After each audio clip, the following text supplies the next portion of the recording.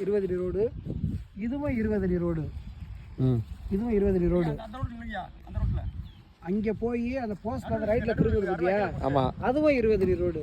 உள்ளே போய் அந்த போஸ்ட் கிட்ட திரும்ப. ஆமாம், பிளாட்டுக்கு 4 பக்கம் 3 பக்கமே ரோடு இருக்கு. ஆமாம், ரோடு இருக்கு.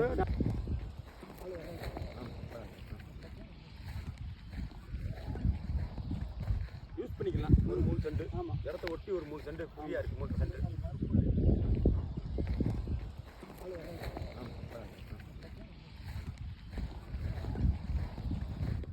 2.25 சென்ட் 2.25 சென்டா 4 பிளாட்.